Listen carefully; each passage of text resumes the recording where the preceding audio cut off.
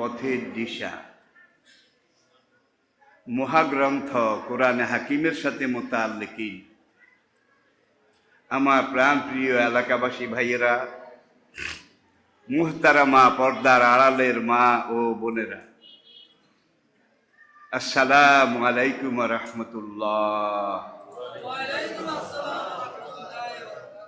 শুরুতে আমি বিশ্ব নিয়ন্তা, সর্বপ্রদাতা, আলিমুল গাইব, আলা কুল্লি শাইইন কাদির, ফাআলুল লিমা ইউরিদ, আন্নাল কুওয়াতা লিল্লাহি জামিআ, লা তা'খুযহু সিনাতুন ওয়ালা নাওম। শুকরগুজারি করছি আমাদের সেই মহান রবের, মহান মালিকের, মহান সৃষ্টিকর্তার, যিনি আমাদের রব, যিনি আমাদের সব, আমাদের জীবনের একমাত্র লক্ষ্য এবং মোক্ষ। যে রব, যে মহান মালিক, যাকে পাওয়া, তার কাছে যাওয়া, তার নৈকট্য লাভ করা, এটাই একজন মুমিনের জীবনের সবচাইতে বড় চাওয়া এবং পাওয়া। তিনি মেহেরবানি করে আমাদেরকে এই দুনিয়ায় মানুষ হিসেবে পাঠিয়েছেন। ইচ্ছা করলে আপনার এই রূহটাকে, আমার এই রূহটাকে মানব দেহে না দিয়ে তিনি একটা গরু ছাগল, হায়ান জানোয়ারের দেহের ভিতরে দিতে পারতেন নাকি পারতেন না? আলমে আরওয়াহতে, সেই রূহের জগতে আপনি, আমি, আমরা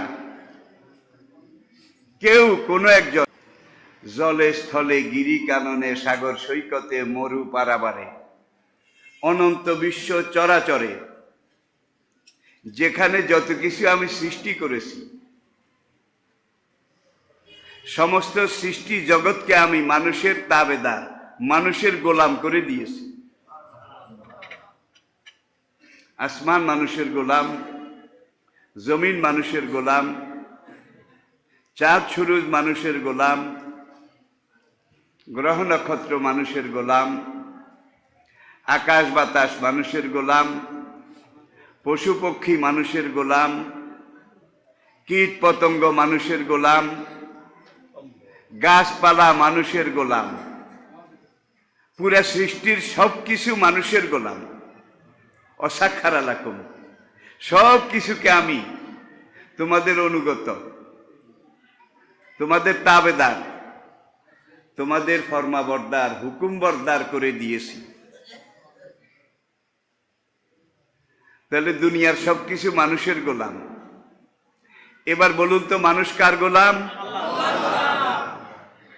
আনেবুদুল্লাহ ওয়াস্তানিবুত তাগুত, আনেবুদুনি হাযা সিরাতুম মুস্তাকিম।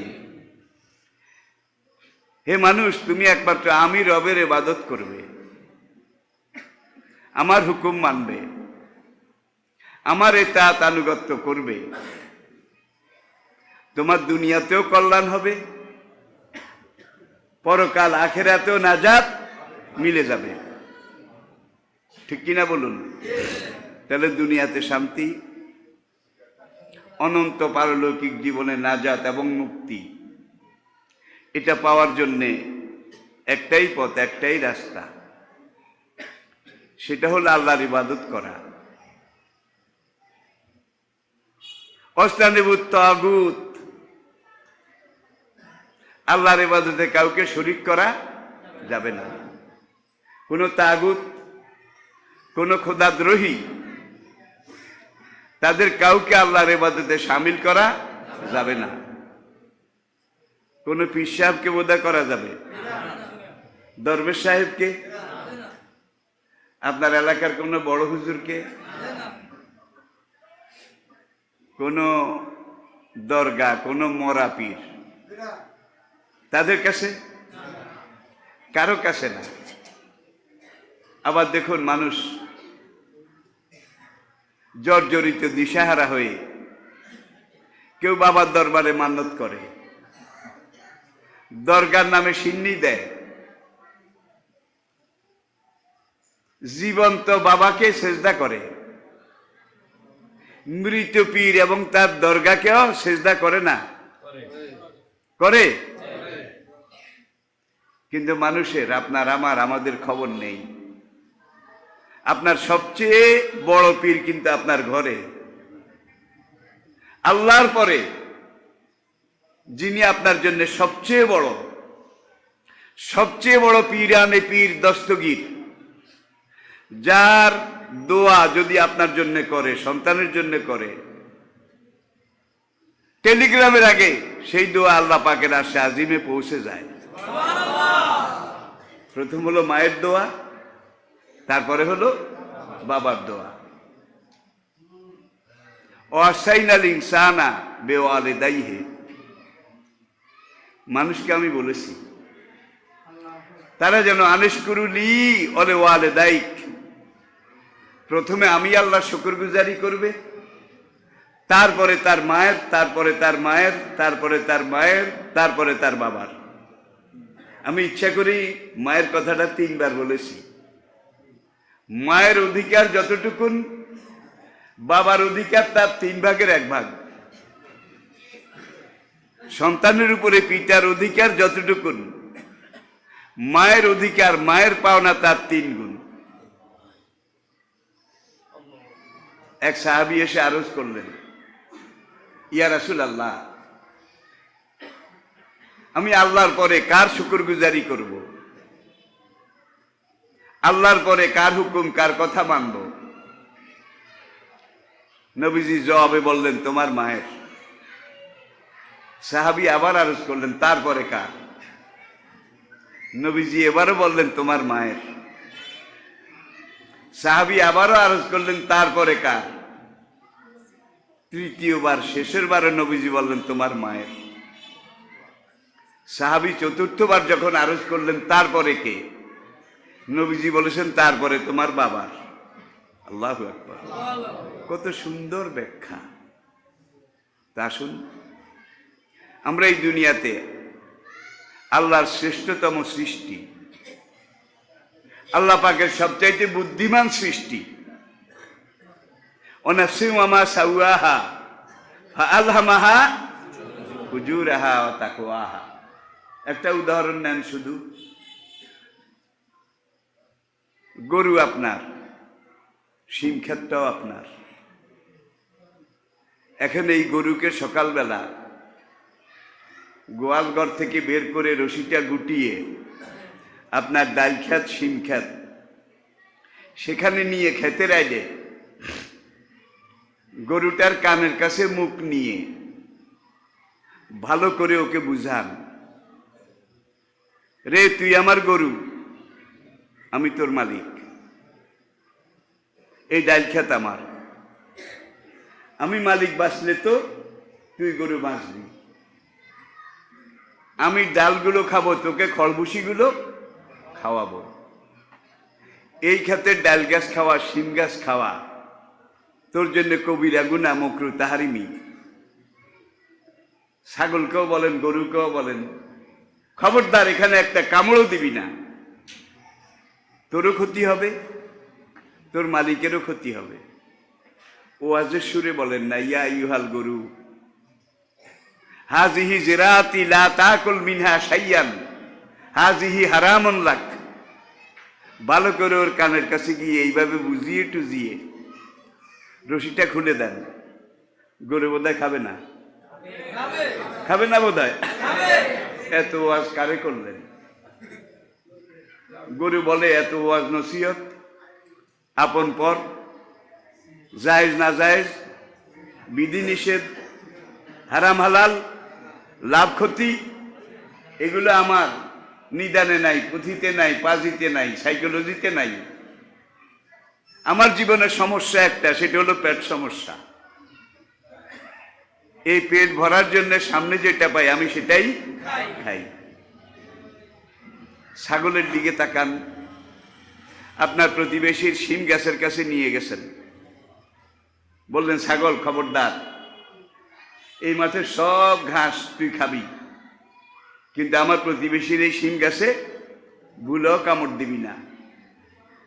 এটা আমি মালিকের পক্ষ থেকে তুই ছাগলের জন্যে হুদুদ হুদুদ নির্ধারিত সীমারেখা ভালো করে বলে টলে শিম গাছের কাছে ছাগলের রশি খুলে দেন, সে বোধহয় খাবে না, সব জন্তু জানোয়ারে খাবে।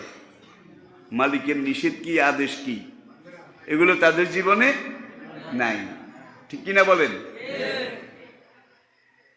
এই ধরনের আদেশ নিষেধ আপনার আমাদের জীবনে আছে কিনা? গরু ছাগলের রশিটা জাহেরি, প্রকাশ্য, দেখা যায়। আপনার গলায়ও কিন্তু একটা রশি আছে, এটা দেখা যায় না, এটা বাতেনি। এটাকে কোরআনে পাকে আল্লাহ বলছেন তিলকা হুদুদুল্লাহ, এগুলো আমি আল্লাহর সীমা রেখা। যেটা জায়েজ, যেটা বৈধ সেটা খাবে, গ্রহণ করবে, যেটা না জায়েজ অবৈধ সেটা খাবে না, তার কাছেও হালালান তয়্যিবা, খাওয়ার ব্যাপারে যেটা হালাল পুত পবিত্র সেটা খাবে, যেটা হারাম অপবিত্র সেটা খাবে না, তার কাছেও যাবে না। এখন গরু ছাগল হায়াত জানোয়ার, ওদের মান সম্মান বলতে কিছু নাই, যার জন্য ওদের গলায় কানে রশি লাগিয়ে খুঁটা গেড়ে ওদেরকে নির্ধারিত জায়েজ বৈধ জায়গার মধ্যে খাওয়ানো হয়, চড়ানো হয়। আর আপনি যেহেতু আশরাফুল মাখলুকাত, আমরা যেহেতু সৃষ্টির সেরা, আল্লাহ পাক ইচ্ছা করলে আমাদেরকেও গরুর মতো গলায় রশি একটা দিয়ে খুঁটা গেড়ে হালালের জায়গায় বেঁধে রাখতে পারতেন, হারাম থেকে নিয়ন্ত্রণ করতে পারতেন। এইভাবে যদি আমাদের গলায় রশি লাগিয়ে দেওয়া হতো, আপনার মান সম্মান, প্রেস্টিজ, ইজ্জত কিছু থাকতো? যার জন্যে আপনার আমার গলার রশিটা দেখা যায় না।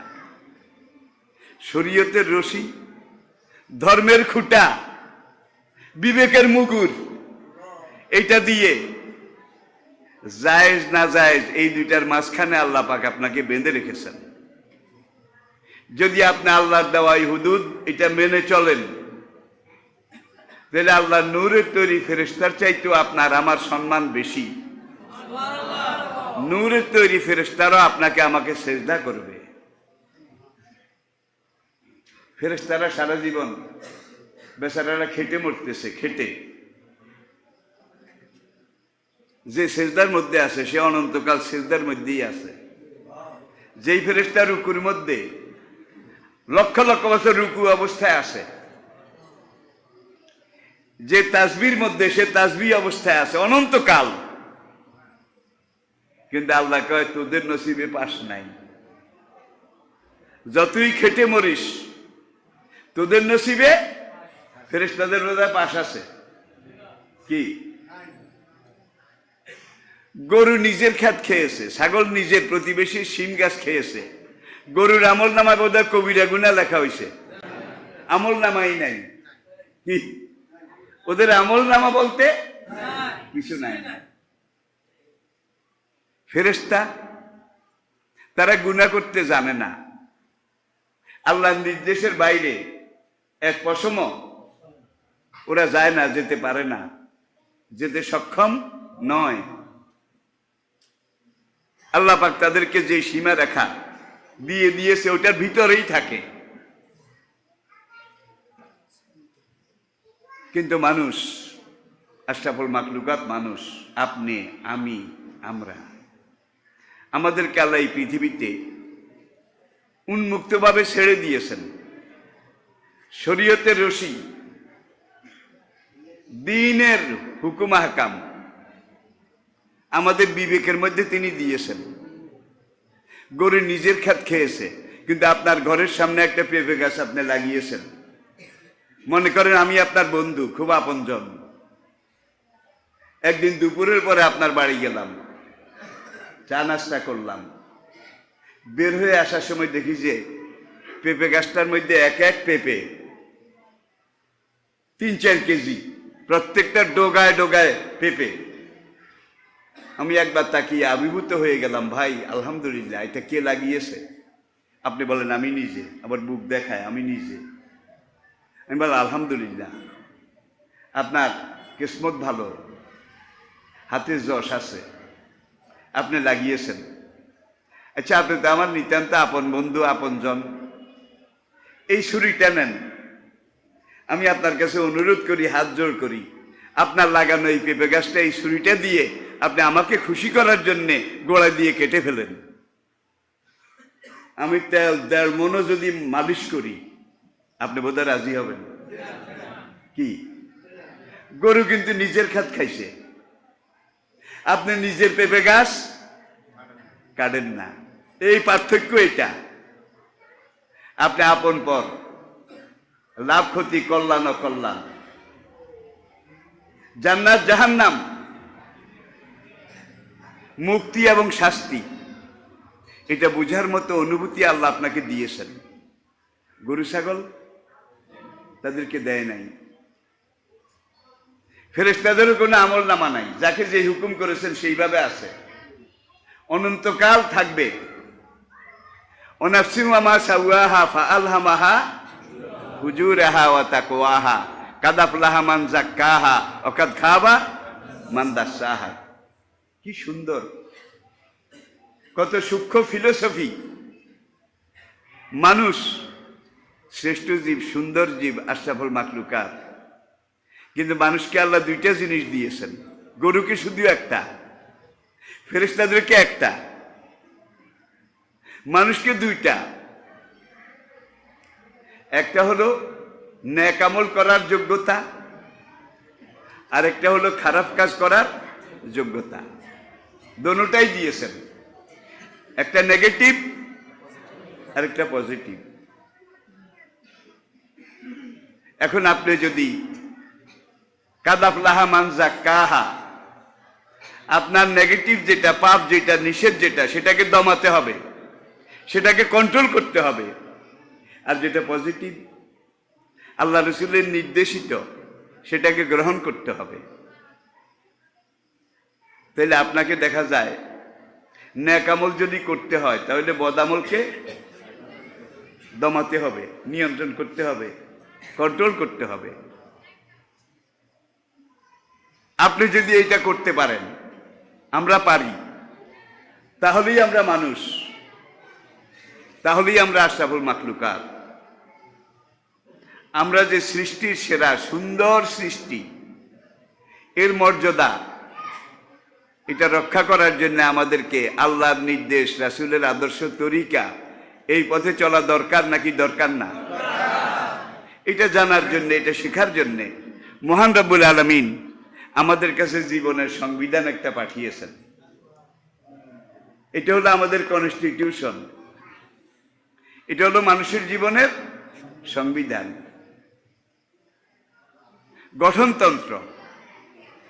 আপনি কিভাবে চলবেন, কিভাবে বলবেন, কি করবেন, কি করবেন না, সবকিছু এখানে বলা আছে নাকি নাই? আছে নাকি নাই? তিবিয়ানান লিকুল্লি শাই, এমন এক সংবিধান তোমাদেরকে আমি দিয়েছি, যে সংবিধানের মধ্যে কিয়ামত পর্যন্ত তোমাদের জীবনে দরকারি, প্রয়োজন একটা ব্যাপারও আমি বলার বাকি রাখি নাই। আর এক আয়াতে আল্লাহ পাক বলছেন, মা ফাররাতনা ফিল কিতাবে মিন শাই। এ এমন এক সংবিধান আমি আল্লাহ নিজের রচিত। কি এটা? এবারও তো আল্লাহর, এটা বানিয়েছেন আল্লাহ, ঠিক কিনা বলেন? এরপরে এটা মানুষের হেদায়েতের জন্য আল্লাহ পাক পাঠিয়েছেন, তাও 23 বছর পর্যন্ত। একবারেই তো মূসাকে যেইভাবে তাওরাত দিয়েছিলেন তুর পাহাড়ে, তাফসিরে লেখে জমরুদ কাঠের পাতলা পাতলা তক্তার উপরে লেখা ছিল তাওরাত কিতাব, 70 উটের বোঝা ছিল, একবারেই দিয়েছে। ঈসা আলাইহিস সালামকে ইনজিল একবারেই দেওয়া হয়েছিল। ওয়াতাইনা দাউদা জাবুরা, দাউদ আলাইহিস সালামের কাছে জাবুর কিতাব অন টাইম একবারে দেওয়া হয়েছে। কিন্তু আমাদের জন্য এই কোরআন একবারে দেওয়া হয়েছে নাকি? সহ্য ক্ষমতা যেদূর, সামলাতে পারবে যেদূর, সেইভাবে আস্তে আস্তে আস্তে আস্তে ধীরে ধীরে সানুলকিয়া আলাইকা কাওলান সাকিলা। এ আয়াতের তাফসিরে মুফাসসিরিনে কেরাম লিখেছেন, হে নবী, কোরআন নাজিল শুরুর পরে আল্লাহ পাক বলছেন দুনিয়ার সবচাইতে ভারী জিনিস যেটা, ওজনী জিনিস যেটা, সেটা আমি আপনার উপরে নাজিল করতেছি। হুজুর জিহাদে যাচ্ছেন, সফরে যাচ্ছেন, এমন সময় জিবরাইল বেল দিল, সাইরেন বাজলো, I am coming, I am coming, আমি আল্লাহর ওহী নিয়ে আসতেছি। হুজুর তাড়াতাড়ি উটের পিঠ থেকে নেমে যেতেন, ঘোড়ার পিঠ থেকে নেমে যেতেন, নেমে পাহাড়ের ডালে, আরব দেশটাতে বালু আর পাথর, একটা পাথরের উপরে চাদর মোড়ো দিয়ে শুয়ে যেতেন। আল্লাহ কোরআনের কয়েকটা আয়াত জিবরাইলের মারফতে নাজিল করতেন, নাজিল করে জিবরাইল চলে যেতেন। এবার হুজুর শোয়া থেকে উঠেছেন, দেখা যায় পুরা দেহটা পাথরের ভিতরে অর্ধেক ডেবে গেছে। লাউ আনজালনা হাযাল কুরআনা আলা জাবালিন লারাআইতাহু খাশিআম মুতাসাদ্দিআম মিন খাশিয়াতিল্লাহ। দুনিয়ার সবচাইতে ভারী জিনিস, আজমতি জিনিস, গুরুত্বপূর্ণ জিনিস, যিনি এই কোরআন পাঠিয়েছেন তিনি রব্বুল আলামিন। কি তার পরিচয় কি? রব্বুল আলামিন। আর যেই নবীর কাছে এটা পাঠিয়েছেন আমাদেরকে শেখাবার জন্য, সেই নবী রহমতুল লিল আলামিন নাকি? আর যেই কোরআন আল্লাহ পাঠিয়েছেন ইন হুয়া ইল্লা যিকরুল লিল আলামিন, তিনটা ন্যাশনাল নাকি ইন্টারন্যাশনাল? ন্যাশনাল নাকি ইন্টারন্যাশনাল? জাতীয় না আন্তর্জাতিক? আর এই কোরআনকে ধারণ করে নিজের জীবনে প্রথম বাস্তবায়ন করেছেন যেই নবীজি, তারপরে সাহাবায়ে কেরাম তাদেরকে শিখিয়েছেন, সাহাবায়ে কেরাম এটাকে নিজের জীবনে গ্রহণ করেছেন।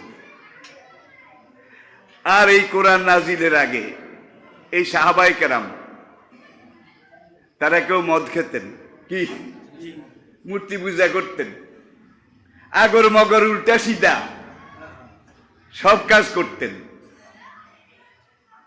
এই মদ্যপায়ী, খুনি, রণদুর্মদ, যাযাবর আরব জাতি, তাদের কাছে কোরআন নাজিল হতে থাকলো।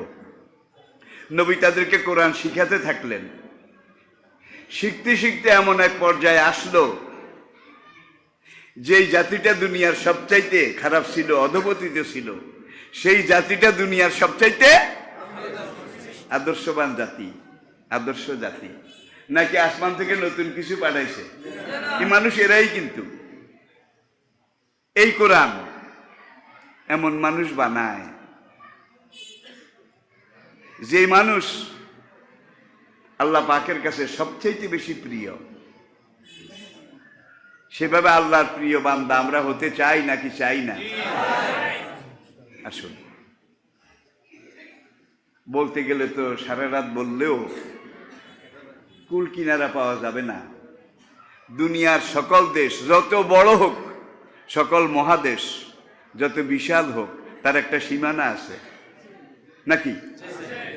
কিন্তু এই কোরআন এমন এক মহাদেশ যার সীমানা আজ পর্যন্ত খুঁজে পাওয়া যায়নি।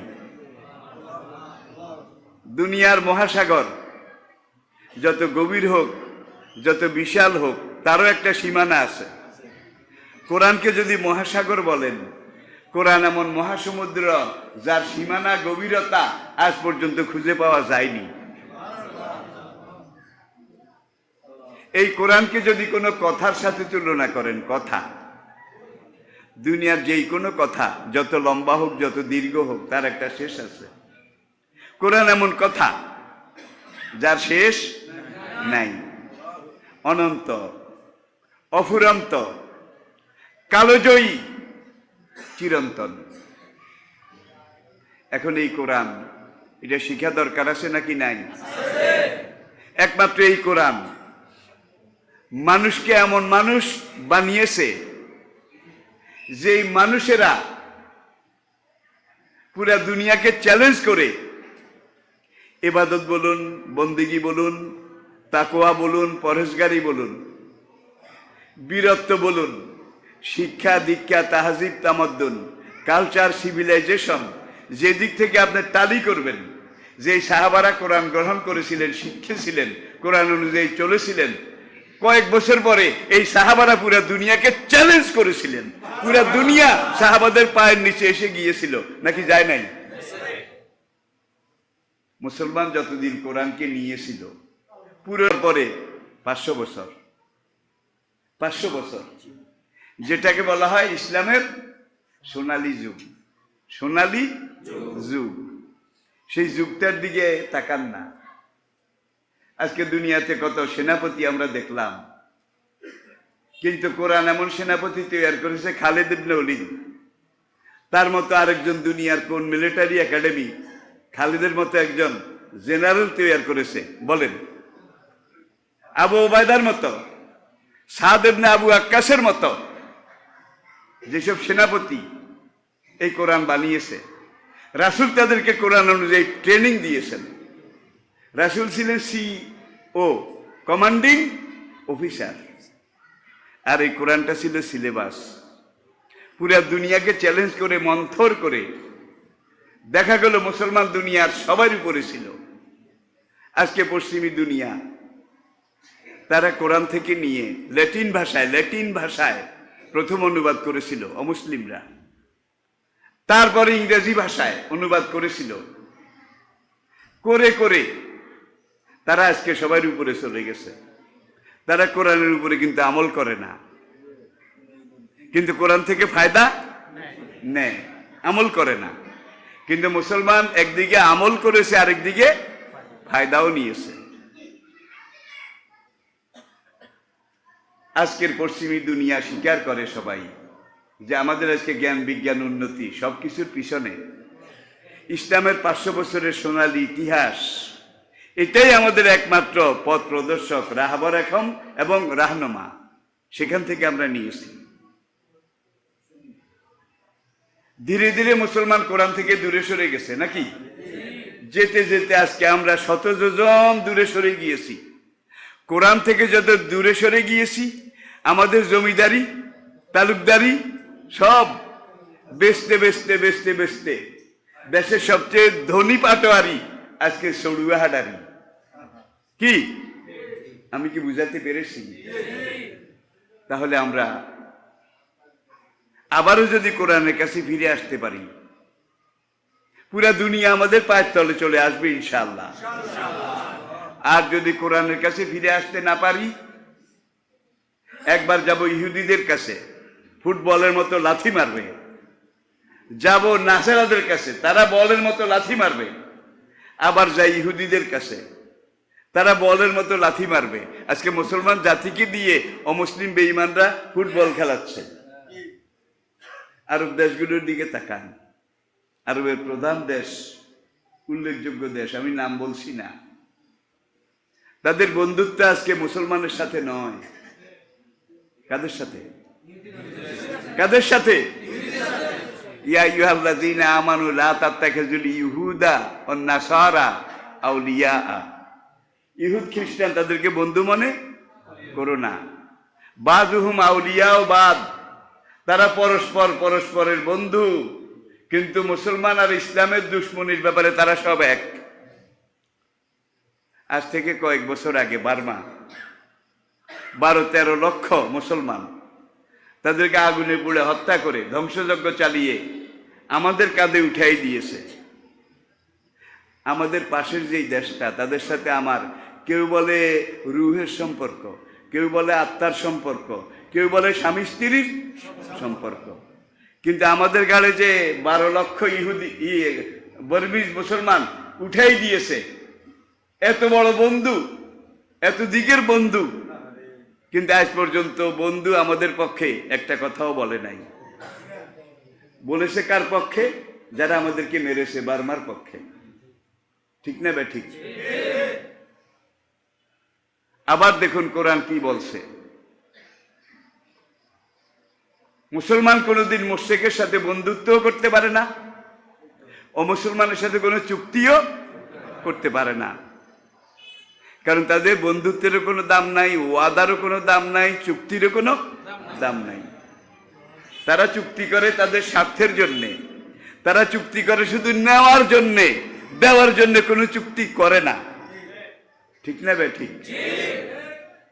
দিলাম দিলাম, দিতে দিতে সবই দিলাম, কিন্তু কিছুই পেলাম না। তাহলে অমুসলিমদের সাথে চুক্তি কিভাবে করতে হবে? মদিনা যাওয়ার পর নবী প্রথম মদিনার ইসলামী রাষ্ট্র খেলাফত, সেখানে ইহুদি, খ্রিস্টান, মুশরিক আর মুসলমান, এই 4টা জাতিকে মিলিয়ে একটা কল্যাণ রাষ্ট্র ইসলামী খেলাফত কায়েম করেছিলেন। এই কোরআন সব কিছু আছে, কিন্তু আমরা হতভাগ্য। আমরা কোরআনের কাছে ফিরে আসবো ইনশাআল্লাহ। কোরআন শিক্ষা দরকার নাকি দরকার না? যেহেতু আজকে এটা হাফিজিয়া মাদ্রাসা, আপনারাই করেছেন, আপনাদের মুরব্বী আমার ভাই হযরত মাওলানা আব্দুল মান্নান সাহেব, তার স্মৃতি বিজড়িত এই দ্বীনী প্রতিষ্ঠান, এই হাফিজিয়া মাদ্রাসা, দুনিয়ার কোনো কিছু আমাদের সাথে যাবে না, কিন্তু এই মাদ্রাসা আমাদের সাথে যাবে। হাসরের ময়দানে যেদিন আল্লাহ পাকের রহমতের ছায়া ছাড়া আর কোনো ছায়া থাকবে না। আদম থেকে ঈসা পর্যন্ত আলাইহিমুস সালাম সব নবী বলবেন ইয়া রব্বে নফসি নফসি, ইয়া রব্বে নফসি নফসি। যে হাসরের ময়দানে সব নবী বলবে নফসি নফসি, আমার কি উপায়, আমার কি উপায়। এই যুগের কোন কোন পিসাব বলে যে আমার হাতে হাত দাও, মুড়ি দাও, হাসরের ময়দানে আমি তোমার জন্য জাহাজ নিয়ে আসবো। এরকম পীর বোধহয় নাই? নাই? আছে? আছে? আল্লাহু আকবার। আগেই আমি শুরুতে বলেছি, আপনার জন্য সবচেয়ে বড় পীর আপনার মা। দরগায় যান, মাজারে যান, ওরসে যান, আল্লাহ দোহাই কোনো লাভ হবে না। এই দুনিয়াতে যত পীর, যত বুজুর্গ, যত খানকা, যত ওরস, সব বেটে যদি আপনি খান, কোনো লাভ হবে না। কিন্তু আপনার মা, আপনার বাবা, অবিল ওয়ালিদাইনে ইহসানা। আমি আবার এই দিকে গেলে আলোচনা এই লাইনে লম্বা হয়ে যাবে। মা যদি বলে, মায়ের সাথে ভালো ব্যবহার করেন, অকুল্লাহুমা কাওলান কারিমা। কিছু যুবক আছে মায়েকে ধমকাইয়া কথা বলে, বুড়া মারে। কিছু যুবক আছে বাপ বিছানায় পড়ে আসে, দরকারেও কথা কয়, বেদরকারেও। ছেলে গিয়ে ধমক দেয়, ছেলের বউ গিয়ে তো বুড়ার আর কোনো কাম নাই, সারাদিন পেট পেট পেডর পেডর। এই ধরনের ধমক বোধহয় দেয় না। আবার দেখেন কিছু সন্তান, বাবা বুড়ো হয়ে গেছে, এখন সন্তানকে জায়গা জমি বেচে, কামলা খেটে লেখাপড়া শিখিয়ে বড় বানিয়েছে। ছেলে এখন officer, manager, administrator, OC, DC, সচিব। কিন্তু ওই যে বুড়া বাবা মা এত কষ্ট করে এত কিছু করলো, গ্রামের বাড়িতে পুরান টিনের ঘরে পড়ে আসে, খানা দিলে দিল, না দিলে নাই। শুরু কিভাবে হয়েছে কিচ্ছা দেখুন। ছেলে আর ছেলের বউ, এই দুইজন, বুড়ো বাবা বা বুড়ো মা এখনো জীবিত, কিন্তু চলাফেরা করতে পারে না। পাশে একটা রুমে অথবা অন্য একটা ঘরে তাকে রেখে দিয়েছে। কিছু খানা পাঠায়, তাও বউ নিজে নিয়ে, যেখানে খাওয়াই দেওয়া দরকার ছেলে নিজে গিয়ে খাওয়াই দেওয়া দরকার, কাজের ছেলে বা কাজের মেয়ে এটা দিয়ে পাঠায়। বুড়ো রোগ আক্রান্ত, তার নাট বল্টু সব ঢিলা হয়ে গেছে, একদিন বিছানায় পেশাব করে দিছে। এইবার ছেলের মুখের দিকেও চাওয়া যায় না, ছেলের বাবার মুখের দিকেও চাওয়া যায় না। বউ কয় তোমার এই বাড়িতে আমি আর থাকবো না। আর এই বুড়া রুগী মানুষ যে রুমে থাকে ঠিক মতো পরিচর্যা করা হয় না, কাপড় চোপড় ধোয়া পরিষ্কার সময় মতো করা হয় না, যার জন্য ওই রুম থেকে একটা আস্তে আস্তে বিদঘুটে কিম্বুজ কিমাকার দুর্গন্ধ আসে। ছেলেরও প্রেস্টিজে লেগেছে, ছেলে বউরও প্রেস্টিজে লেগেছে। এখন দুজনে যুক্তি পরামর্শ করে এই বুড়া বাবাকে রুম থেকে বের করে খালের পাড়ে বাঁশ ঝাড়ে মধুপুরের জঙ্গলে রেখে তারা চলে আসছে। এমন ঘটনা আসে নাকি নাই? অনেক ছেলে বউ দুইজনে পরামর্শ করে বুড়া বাবাকে বুড়ি মাকে সরকারি আশ্রয় কেন্দ্র, বুড়া বুড়ির এতিমখানা, সেখানে রেখে আসছে। আজ থেকে 20 বছর আগেও বাংলাদেশে কোনো বুড়া বুড়ির এতিমখানা ছিল না, দরকার হয় নাই। কিন্তু লন্ডন, আমেরিকা, ইউরোপ যত দেশে গেছি দেখেছি সেখানে বুড়া বুড়ির এতিমখানা আছে। 20 বছর পরে এখন আমাদের দেশেও বুড়া বুড়ির এতিমখানা আছে নাকি নাই? এই যে বুড়া বাপ তাকে খালপাড়ে রেখে আসছে, জঙ্গলে রেখে আসছে, আশ্রয় কেন্দ্রে এতিমখানায় রেখে আসছে। এর মধ্যে একজন হাফেজ সাহেব বোধহয় পাওয়া গেছে আজ পর্যন্ত। হাফেজ সাহেব তার মারে বাজারে এতিমখানায় রেখে আসছে একজন হাফেজ সাহেব, এরকম রেকর্ড একটা থাকলে বলেন। একজন আলেম তার মাকে এইভাবে রেখে আসছে, একটা রেকর্ড আছে? একজন মাওলানা কোরআন যারা শিখেছে মাকে এইভাবে পরিত্যাগ করেছে, বাপকে এইভাবে রেখে আসছে, একটা রেকর্ডও নাই। রেখে আসতেছে তারা যাদের সাথে কোরআনের কোনো সম্পর্ক নাই। মা বাপকে কি করতে হবে, কিভাবে লালন করতে হবে, কিভাবে হ্যান্ডেলিং করতে হবে, এগুলো তাদেরকে শিখানো। এখন আসুন, এই যে কোরআন, আমার যুবক ভাইদের প্রতি আমি অনুরোধ করছি, আল্লাহর কসম কোন ওরসে, কোন পীরের দরবারে দরগায় গিয়ে কোনো লাভ হবে না। সকালবেলা বুড়ি মা বুড়ো বাবা তাদের রুমে গিয়ে, আম্মু আপনি কেমন আছেন, আপনার কাছে কেমন লাগে, আম্মু কি খাইছেন, একটু কিছু দিয়ে আসলেন খাওয়ার জন্য। এরপরে বলেন, অশিক্ষিত ছেলে কামলা খাটে, মা আমি এবার বদলা দেওয়ার জন্য মাঠে যাই, মা দোয়া করিয়েন। মা শুয়ে শুয়ে বলে, আল্লাহ তোর কল্যাণ করুক। বাবা বলেছেন আল্লাহ তোর মঙ্গল করুক। এই মা এবং বাবা যখন বলেছে সঙ্গে সঙ্গে এই কথা আরশে আজিমে পৌঁছে গিয়েছে। আবার কাজ শেষ করে এসেছেন বাড়িতে, দুপুরে বিকালে বোর কাছে যাওয়ার আগে মাঝে ওই পাশের রুমে শুয়ে আছে, সেখানে যান, মা তুমি কেমন আছো, আম্মু আপনি কেমন আছেন, আম্মু আপনি কি খেয়েছেন, আম্মু আপনার কাছে কেমন লাগে, আম্মু ঠিক মতো তো আমি আয় রোজগার করতে পারি না, দরকার মতো ঔষধ পত্র এগুলো আনতে পারি না, যে ওষুধগুলো এনেছি কোনটা খাইছেন, কোনটা দরকার, এখন কোনটা আনবো, মা আপনি খানাটা খান, আমি ঘরে গিয়ে খানাটা পাঠাই, আল্লাহর কসম দোহাই আল্লাহর, আপনার জন্য বেহেশত ওয়াজিব হয়ে যাবে। কিন্তু মা ওই পাশের রুমে পড়ে আছে, বাবা পাশের রুমে পড়ে আছে। বাবা বুড়া হয়ে গেছে, এখন রাত্রে ঘুম হয় না, শুধু খল্লর খল্লর করে কাশে, খল্লর খল্লর করে। এই কাশতে কাশতে বাবা একদিন মরে গেছে।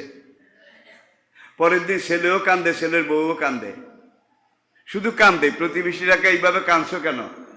কাহারে এতদিন বুড়া জীবিত আসিল, সারা রাত খল্লর খল্লর করে কাশতো, চোর ডরে বাড়ির কাছেও আসতো না। এখন বুড়া মরে গেছে, খল্লর খল্লর কাজ দেওয়ার মতো কেউ নাই, এখন তো চোর এইভাবে আমার সব চুরি করে নিয়ে যাবে, তাহলে বুড়া বুড়ির জন্য কান্দে না। আমি কি বুঝাতে পেরেছি? এমন সন্তান, এমন ছেলে বউ বোধহয় পরিবারে নাই, আছে? আসুন এবারে কোরআন, এটাই আমার আজকে শেষ কথা, আপনাদের বোধহয় অসুবিধা হচ্ছে। কোরআন এটা কি? কোরআনের পরিচয় কি? আরবি শব্দ দুই নক্তওয়ালা কাফ, যেটাকে আমরা বড় কাফ বলি আর কি, কাফ রা হামজা, কাফ রা হামজা। কার উন পাঠ, পঠন, পড়া। কারণ শব্দের বাংলা পড়া। এখান থেকে আরবি শব্দের প্রয়োগ, কারা ইয়াকরাউ কিরাতান ফাহুয়া কোরআনুন। এটা এমন কিতাব যেটা বারবার পঠিতব্য। এটা এমন কোরআন, যেই কোরআন সারা জীবন একাধারে কেউ যদি পড়ে তেলাওয়াত করে তার পিপাসা মিটবে না। যে যত বেশি তেলাওয়াত করে, যে যত বেশি তেলাওয়াত করে, তার তেলাওয়াত করার আগ্রহ তত কমে যায় নাকি? আচ্ছা আসুন, ওয়ালাকাদ ইয়াসসারনাল কুরআনা লিযিকরি ফাহাল মিন মুদ্দাকির।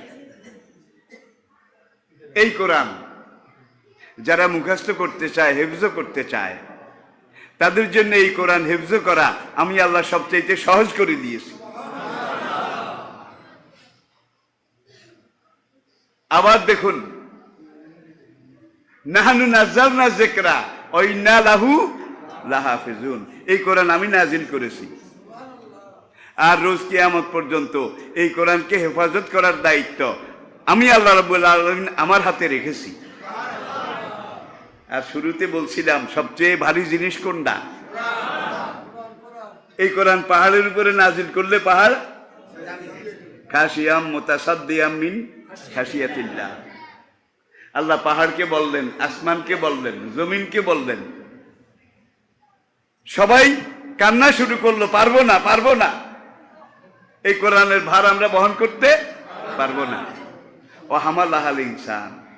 আমি আরো আর কথা বলছি, মানুষের রূহ আপনার আমার আত্মা।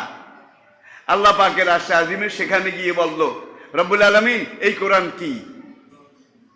আল্লাহ বলে, এই কোরআন এই এই এই তোমাদের রূহ যখন মানব দেহ বানিয়ে জমিনে পাঠাবো, এই কোরআন তোমাদের জন্য সবচেয়ে শান্তিদায়ক হবে, সবচাইতে প্রেরণাদায়ক হবে।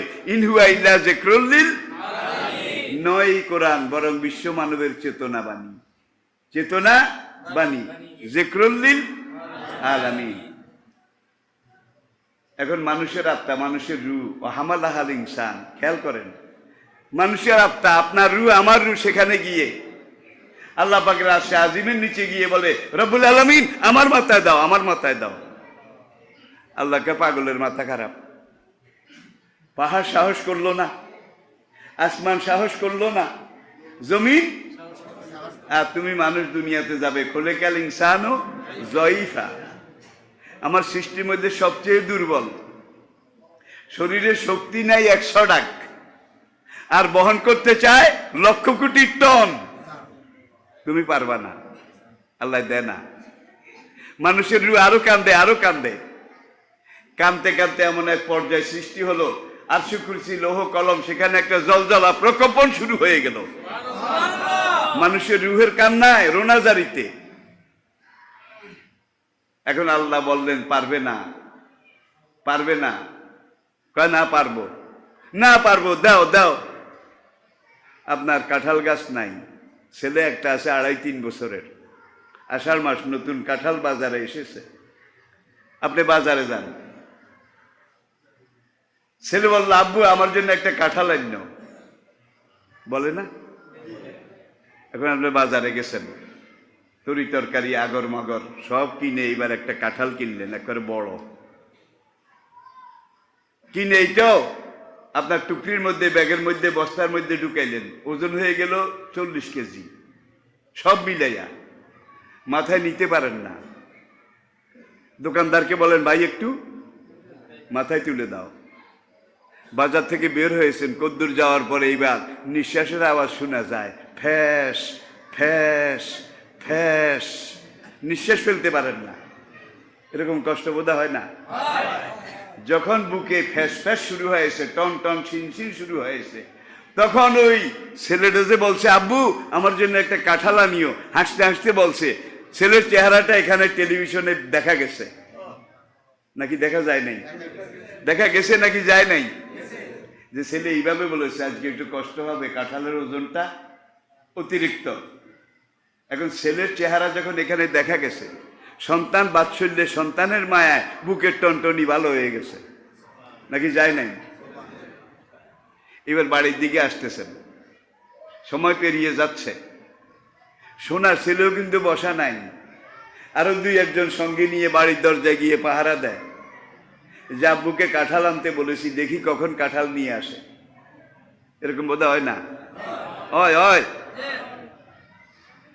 এখন কত মানুষ যায়, কত মানুষ আসে। এইবার একজনকে দেখলো দূরে, বাবা বাবা লাগে, বাবা বাবা। যখন আরেকটু কাছে আসলো, সে কনফার্ম হইল, এবার আর জাগাতে নাই, দিশে দৌড়। কোন দিকে? বাবার দিকে। আপনি বাবার চোখ পড়লো, দৌড় দেয় খেতে লাইনে দিয়ে, আর পড়ে, আবার উঠে, আবার দৌড় দেয়, আবার পড়ে।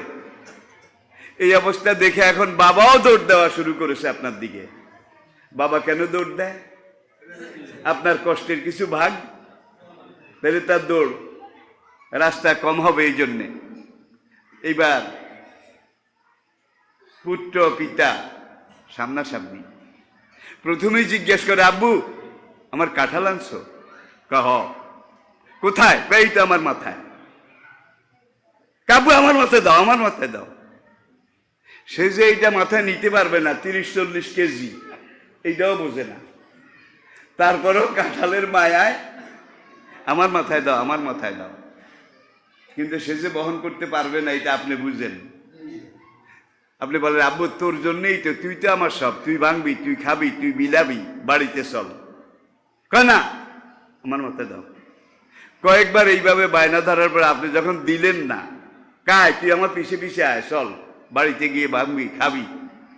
এবার পিছনের দিকে কান্দার আওয়াজ শোনা যায়।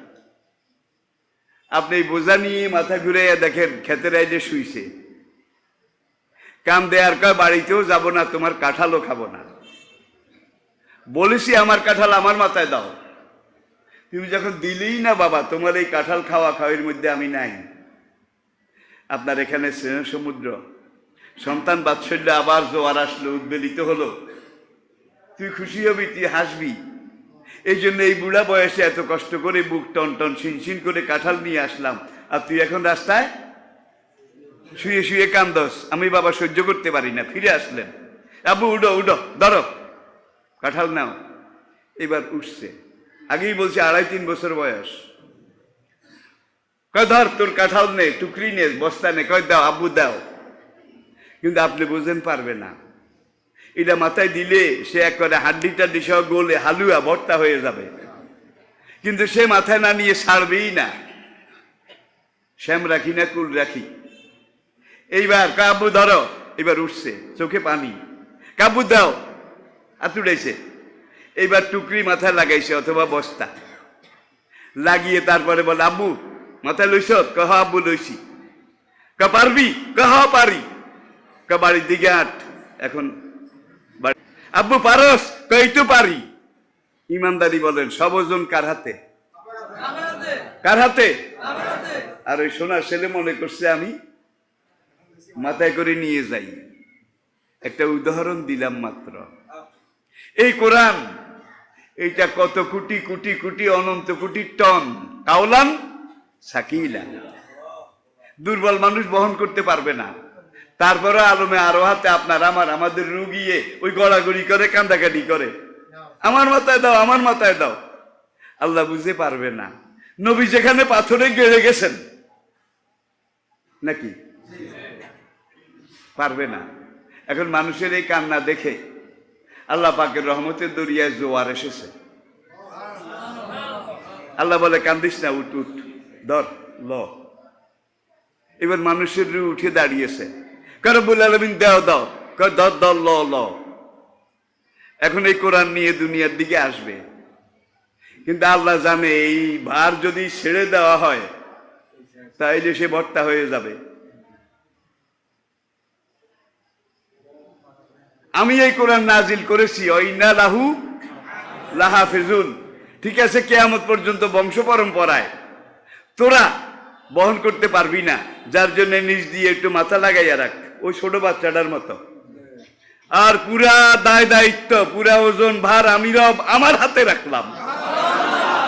যারা নিজ দিয়ে মাথা লাগাবি তারাই বেহেশতি, যারা নিজ দিয়ে মাথা লাগাবি তারাই বেহেশতি। মাথা লাগাইতে রাজি আছেন? রাজি আছেন? তাহলে এই হেফজখানা, এটা কোরআনের ঘর, কোরআন শিক্ষার ঘর। আপনারা মাথা লাগাইয়াই তো এই পর্যন্ত এসেছেন। ইনশাল্লাহ এইভাবে সহযোগিতা করে যাবেন তো? ইনশাল্লাহ যাবেন তো? ইনশাল্লাহ মাদ্রাসার যত প্রয়োজন যেখানে যেভাবে আপনারা ইনশাল্লাহ যোগান দেবেন, সহযোগিতা করবেন। রাজি আছেন তো? শেষ কথা, তাওরাত হিব্রু ভাষায় ছিল। হিব্রু ভাষা আজকে দুনিয়ার কোথাও নাই, ডেড ল্যাঙ্গুয়েজ, মৃত ভাষা। জাবুর ইউনানি ভাষায় মুসা আলাইহিস সালামের উপরে নাজিল হয়েছিল। হিব্রু ইউনানি, হিব্রু ভাষা আজকে দুনিয়ার কোথাও নাই। ওয়া আতাইনা দাউদা জাবুরা, দাউদ আলাইহিস সালামের কাছে আল্লাহ জাবুর কিতাব নাজিল করেছিলেন ইউনানি ভাষায়। ইউনানি ভাষাও আজকে দুনিয়ার কোথাও নাই।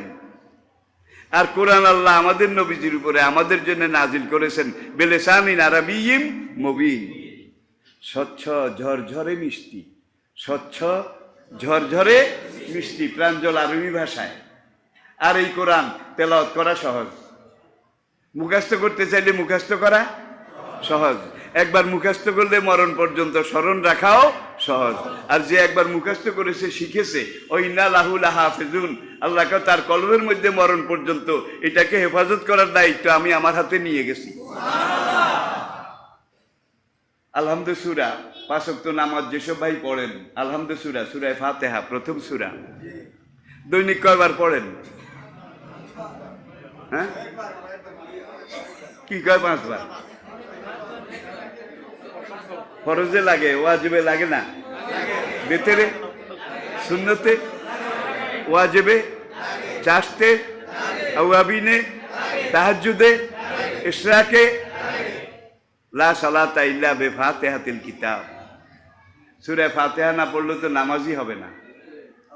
তাহলে একদিনে আপনি কয়েক ডজন বার পড়েন, 1 মাসে, 1 বছরে, 12 বছরে। যেই বাবাজির বয়স 80 বছর, ইনি তার জীবনে এই সূরা ফাতিহা কত লক্ষ লক্ষ বার পড়েছে, এটাকে হিসাব করলে কোনো ক্যালকুলেটরে হিসাব করা যাবে না। যিনি যত বেশি পড়েছেন, পড়তে পড়তে কার মন তিতা হয়ে গেছে একটু হাত দেখান। কি? কিন্তু কোরআন ছাড়া অন্য যেই কোনো কাব্য হোক, গদ্য হোক, পদ্য হোক, কবিতা হোক, কয়েকদিন হুমাহুম কি বাজার, কি গরম, 2-4 মাস যাওয়ার বগাত্তের আউটডেটেড, ইনভ্যালিড, ভাল লাগে না, পুরান, বাদ দে। উদাহরণ দেওয়া লাগবে বোধহয়, লাগবে না, কয়েকদিন ফর এ টাইম বিং। কিন্তু এই কোরআন নাজিল হওয়ার পর থেকে আজ পর্যন্ত যিনি যত বেশি পড়েছেন তার পড়ার আগ্রহ তত কমে গেছে, ঠিক না? বাড়ছে? তাহলে বুঝা যায় ফিটনেস আছে, ফিটনেস ওভারডেট হয় নাই। এটার স্ট্রেংথ, ফিটনেস ছিল, আছে, থাকবে। তাহলে আমরা কোরআন শিখব। হাসরের ময়দানে নবীর পরে এই কোরআন সবচেয়ে বড় সাফায়াতকারী হবে আপনার জন্য, আমার জন্য। বাচ্চাদেরকে কোরআন শিখান, হাফেজ বানান। আল্লাহর কসম আপনাকে বাঁশমুড়াতে ফেলে আসবে না বুড়াকালে। করুণায় বাবা মারা গেছে, মা মারা গেছে, ছেলে কবরও খুঁড়তে যায় নাই, গোসলও করায় নাই, কবরে দাফন করতেও ধরে নাই, তারে করুণায় ধরে নাকি? এরকম ঘটনা বোধহয় নাই। তবে সব এলাকাতে সব যুগে কিছু নিবেদিত প্রাণ যুবক থাকে যারা মরণকে ডরায় না। আবার আমাদের পুলিশ বাহিনীও এইসব ব্যাপারে যথেষ্ট সহযোগিতা, আন্তরিকতা এটা দেখিয়েছে। আপনার মরণ কিভাবে হবে, আমার কিভাবে হবে আমরা কেউ জানি না। অমা তাদরি নাফসুম মা যা তাকসিবু গাদান অমা তাদরি নাফসুম বেআইয়া আরদিন তামুত। কোরআনের ভাষা কি? কি? বিলিসানিন আরাবিয়্যিন মুবিন। ইন্না আনজালনাহু কুরআনান আরাবিয়্যান লাআল্লাকুম তাআকিলুন। কোরআন কেন আরবিতে? এই কথা বলে শেষ। আল্লাহ কোরআন কেন আরবিতে নাজিল করলেন? আহিব্বুল আরাবিয়্যা লিসালাস। নবীজি ইরশাদ করেছেন, 3 কারণে আরবি শিখো, 3টা প্রয়োজনে আরবি শিখো। লিআন্নি আরবি, আমি নবী আরবি, আরবি ভাষী। অল কোরআন ও আরবি, অল লিসানু আহলিল জান্নাতে আরবি। পরকাল আপনি যখন মরে যাবেন, ইজা মাতাল ইনসান কামাত আলাইহি কিয়ামাতুন। যে ব্যক্তি মরে যায় তার কিয়ামত তখন থেকে শুরু হয়। আল কবর আউয়াল মানজিলিন মিন মানাজিলিল আখিরা। আখিরাতে যতগুলো ঘাঁটি আছে, মঞ্জিল আছে, চেকপোস্ট আছে, কবর হলো প্রথম চেকপোস্ট। এই কবরে 3টা প্রশ্ন করা হবে। কোন ভাষায় বলেন না? আপনাদের শুদ্ধ বাংলায় যদি জবাব দেন, মহিয়ান গরিয়ান অসীম করুন দয়াবান রহিম ও রহমান মহান আল্লাহ আমার রব, এইভাবে একেবারে বাংলা ভালো করে কায়দা করে বললে বোধহয় পাশ করবেন। কি প্রশ্ন আরবিতে হয়েছে, জবাবও আমি বোধহয় বুঝাইতে পারি নাই। এখন আপনি যদি কোরআন শিখেন, কোরআন বুঝেন, কোরআন পড়েন, কোরআনের উপরে চলেন, কোরআন অনুযায়ী বলেন, তাহলে কবরে আপনাকে যখন জিজ্ঞাসা করা হবে মান রাব্বুকা, আপনি জানেন বা না জানেন, আরবি জানেন বা না জানেন, ইউসাব্বিতুল্লাহুল্লাযিনা আমানু ওয়া আমিলুস সালিহাত বিল কাউলি সাবিতি ফিল হায়াতিদ দুনিয়া ওয়া ফিল আখিরাহ। কোরআনের প্রেমিক ছিলেন, কোরআন শিখেছেন। এখন ফেরেশতা, তাও এমন ফেরেশতা, এমন তার শরীরের গঠন দেখলেই তো কলজা আযম। প্রশ্নের জবাব তো দূরেরই কথা। আল্লাহ বলে তুমি কোরআনের সঙ্গে ছিলে, কোরআন তোমার সঙ্গে ছিল। আরবি ভাষায় 3টা প্রশ্নের জবাব দিয়ে তোমাকে ফার্স্ট ডিভিশনে পাস করাই দেওয়ার দায়িত্ব আমি আল্লাহ নিলাম। তাহলে দুনিয়াতে আপনি matric, IA, BA, MA, doctor, PhD, এটা সেটা, ব্যারিস্টারি, কত কিছু পাস করেছেন। এখন কবরে কোনটা কাজে লাগবে? ব্যারিস্টারি, ম্যানেজারি, কোনটা লাগবে? দুনিয়ার এটা কয়েক বছরের জন্য, আর এইটা হলো দুনিয়ার পুরো জীবনের জন্য। কবর থেকে হাসরের ময়দান, চেকপোস্ট গুলা পার হয়ে, পলসারাত পার হয়ে জান্নাতে যাওয়া পর্যন্ত। কোরআন শিখতে রাজি আছেন তো? শিখাতে রাজি আছেন তো? আসেন। কোরআন কেন আরবিতে?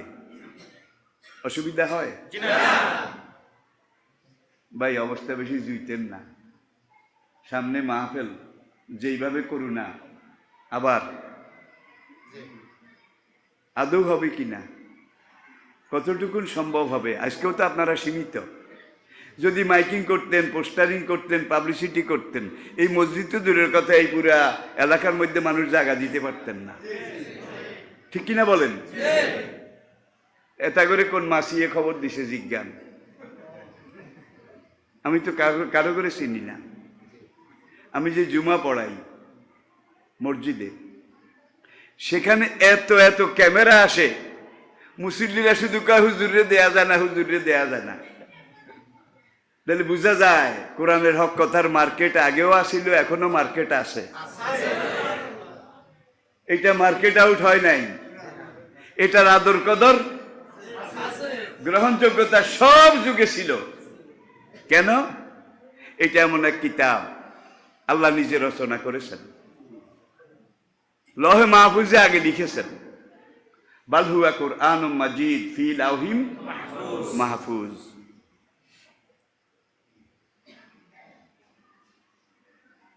এনসাইক্লোপিডিয়া ব্রিটানিকা, যেখানে বিশ্বের সব কিছুর ডায়েরি পরিসংখ্যান, নবম সংস্করণ, নবম 9th এডিশন খুলেন দেখেন, তারা লিখেছে Arabic is the richest and oldest language of the world.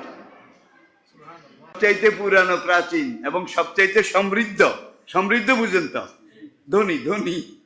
আরবি ভাষা সবচাইতে ধনী ভাষা, সবচাইতে পুরানো ভাষা।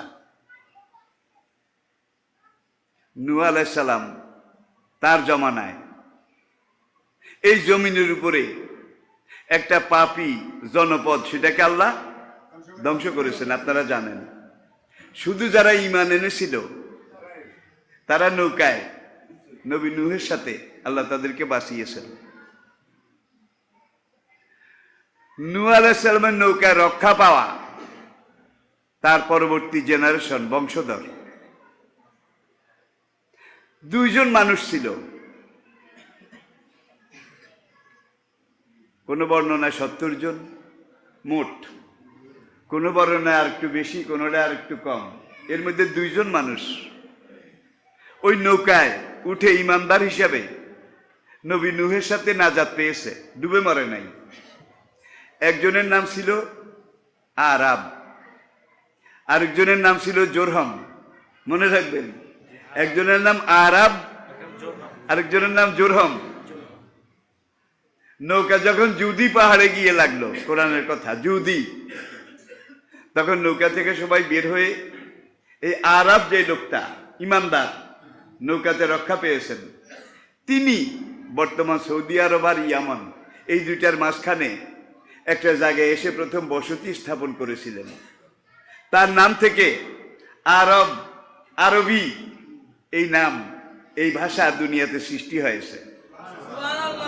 আবার আরেকজন যার নাম জোরহম, তিনি উত্তর ইরাক, সেখান থেকে হিজরত করে এসে মক্কার বাইতুল্লাহ আর তায়েফ, কাবা এবং তায়েফের মাঝখানে এক জায়গায় বসতি স্থাপন করেছিলেন। সেই আরবের নাম অনুসারে আরব, জোরহম, এই জোরহম লোকটারও ভাষা আরবি ছিল। ইসমাইল আলাইহিস সালাম যেই বংশে বিয়ে করেছিলেন সেই বংশটার নাম কি? বনু জোরহম। এই জোরহম গোত্র থেকে আরব দেশের পরবর্তী আবাদি, যার জন্য এনসাইক্লোপিডিয়া গবেষণা করে টরে দেখেছে আদমের ভাষা ছিল আরবি, শুধু আরবি। পুরা দুনিয়া আজকে স্বীকার করে আদম আলাইহিস সালাম প্রায় 6 লক্ষ আন্তর্জাতিক ভাষা জানতেন। ওয়া আল্লামা আদম আল আসমা কুল্লাহা, এই আয়াতটার তাফসীর দেখেন।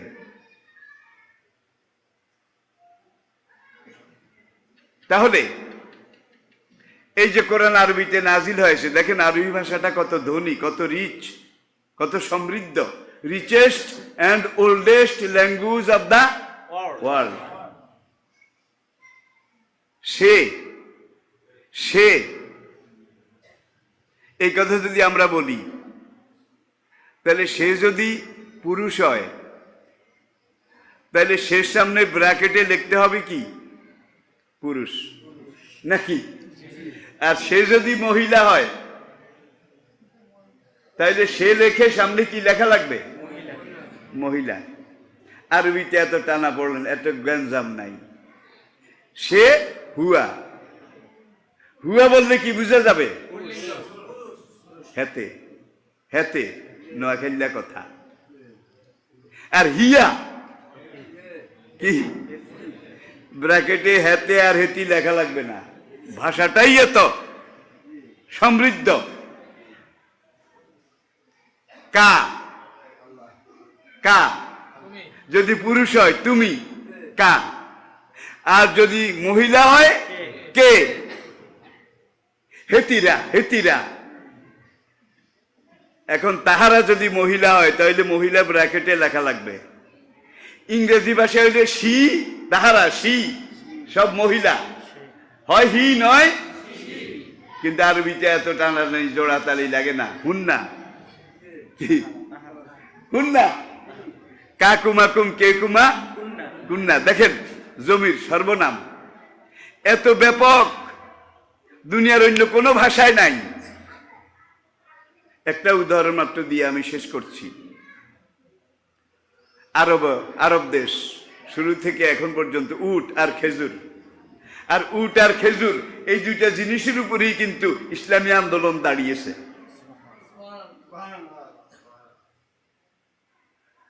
উটের আরবি হলো এবেল, এবেল, বাংলা হইল উট। ইংরেজি হলো ক্যামেল, কি ক্যামেল। এবার আসুন, উট যদি পুরুষ বুঝানো হয় তাহলে উট লেখে সামনে লেখা লাগবে পুরুষ। আর যদি উট মাদি হয় তাইলে উট লেখে সামনে স্ত্রী। এটা বোধহয় লেখা লাগবে না? লাগবে নাকি লাগবে না?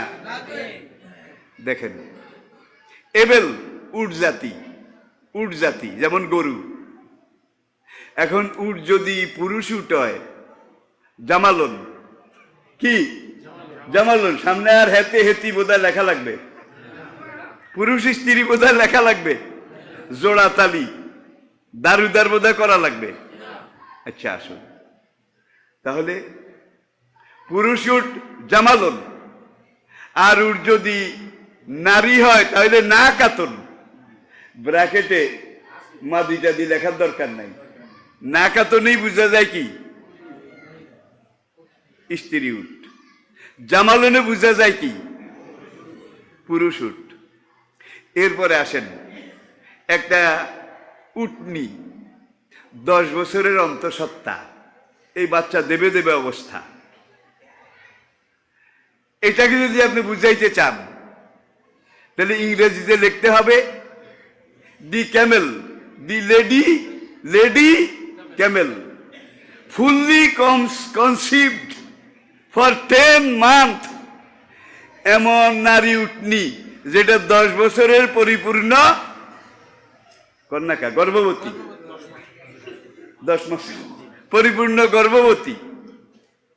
আর কোরআন কি বলে দেখেন, ওয়াইজাল ইশারু উত্তেলাত, ওয়াইজাল ইশারু, এই ইশার শব্দটার অর্থই হলো 10 মাসের পরিপূর্ণ গর্ভবতী উটনি। দেখছেন কারবার। এখন আর উদাহরণ দিতে গেলে সময় বেড়ে যাবে। তাহলে ইনশাআল্লাহ আমরা কোরআনের পথে আসি, আমরা কোরআনের পক্ষে আসি, আমরা কোরআনের জন্য আমাদের মরণ পর্যন্ত হাত বাড়িয়ে সবসময় সহযোগিতা করে যাব। রাজি আছেন তো ইনশাআল্লাহ? রাজি আছেন তো ইনশাআল্লাহ? আপনাদের আর কি কাজ আছে? আলহামদুলিল্লাহ। আসলে আমি বুড়া মানুষ, কোন সময় চলে যাই। তা আল্লাহ শুকর, গত 9-10 মাস মাঠে ওয়াজ বন্ধ, কিন্তু মহান রব্বুল আলামিন আমার জন্যে বহির্বিশ্বের অমুসলিম দেশের দরজা খুলে দিয়েছেন। এখন ঘরে বসে বসে লাইভে, জুমে, এমন কোনো দিন যায় না 2টা-3টা করে আমার প্রোগ্রাম করতে হয় নিয়মিত। America, Britain, France, Germany, Canada, Australia, south Africa, তারপরে সাউথ আফ্রিকার পাশের দেশ জাপান, ক্যাম্বোডিয়া, কমিউনিস্ট রাষ্ট্র কিন্তু ক্যাম্বোডিয়া। এইভাবে পুরা দুনিয়ার সাথে আল্লাহ কথা বলার দুয়ার খুলে দিয়েছে। আমার চেহারাও ভালো না, স্বাস্থ্যও ভালো না, লেবাস পোশাকও আদম আলী কদম আলী মার্কা, কিন্তু পুরা দুনিয়া থেকে এখন এমন ভাবে আমাকে মানে ঘিরে ধরেছে। আন্তর্জাতিক ফোনগুলাও যদি আমি রিসিভ করতে যাই তাহলে আমার খাওয়ার সময় আমি পাই না, দেশিগুলার কথা বাদ। আমার কোনো বুজুর্গি নয়, আমি কোরআনকে রিসার্চ করেছি, এখনো রিসার্চ করি। আর কোরআন এমন এক মহাসমুদ্র যেটাকে রিসার্চ করলে আপনার এতটুকু কলম এত বড় হয়ে যাবে, আপনার কলমের জায়গা পুরো দুনিয়াতে হবে না। কোরআন শিখুন, বাচ্চাদেরকে কোরআন শিখান। এই বাচ্চারা আপনাকে পথে ফেলে আসবে না, এতিমখানায় রেখে আসবে না, বাঁশঝাড়ে খালপাড়ে রেখে আসবে না। এই বাচ্চারা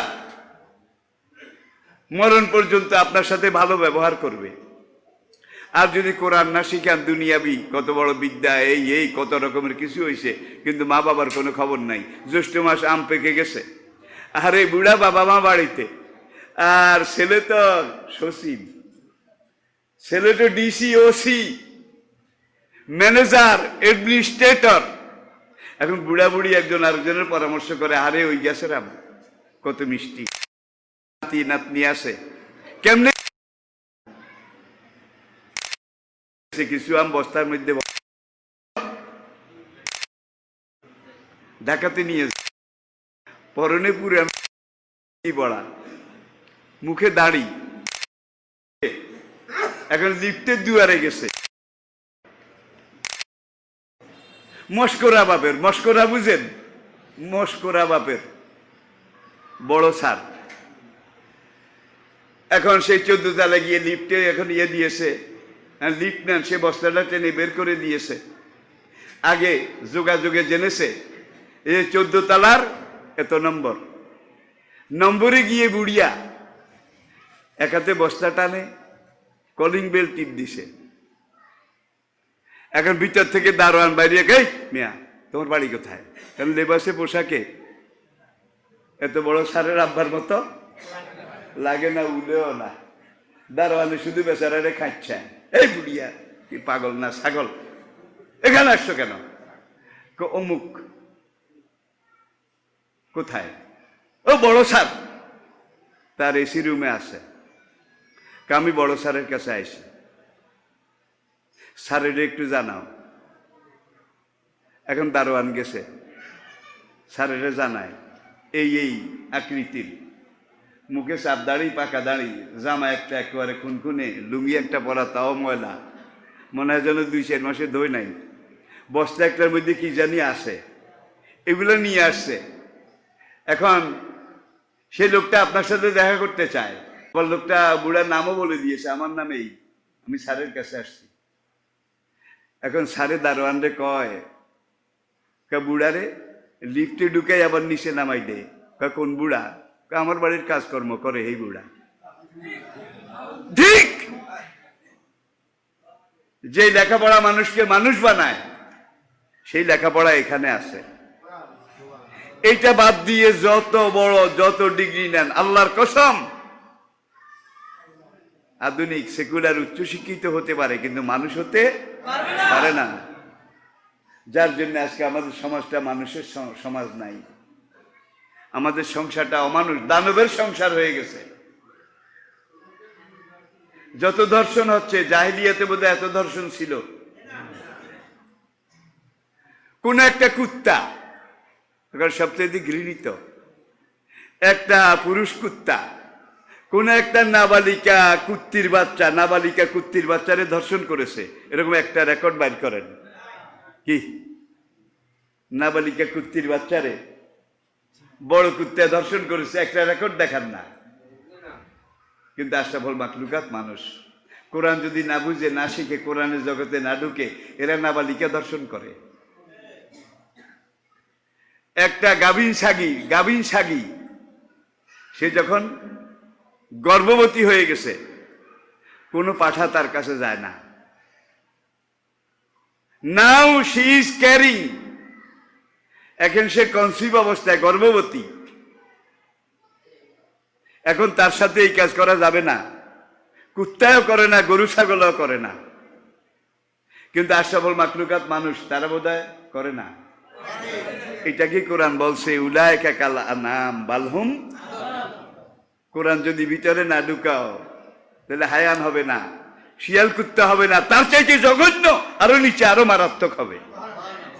আপনার আমার সন্তানগুলো, নেক্সট জেনারেশন, আগামী প্রজন্ম, তারা শিয়াল কুত্তার মতো হোক, এটা কি আপনারা কেউ চান? তাহলে ফিরে আসুন, চিন্তা করুন, তাদেরকে আগে কোরআন ঢুকান, কোরআন শিখান, কোরআনে একটা পরিপূর্ণ এলেম তাদের ভিতরে আগে দিয়ে তারপর আপনি ব্যারিস্টার বানান, অ্যাডমিনিস্ট্রেটর বানান, কোনো অসুবিধা নেই। আগে কোরআন ঢুকাইতে হবে। রাজি আছেন তো? এই হেফজ মাদ্রাসা আমাদের জন্য কোরআনের ঘর। আল্লাহ আমাদেরকে বোঝার তৌফিক দান করুন। সবাই আত্মায়াতের কায়দায় বসুন, খুব সংক্ষিপ্ত মোনাজাত করব আমরা।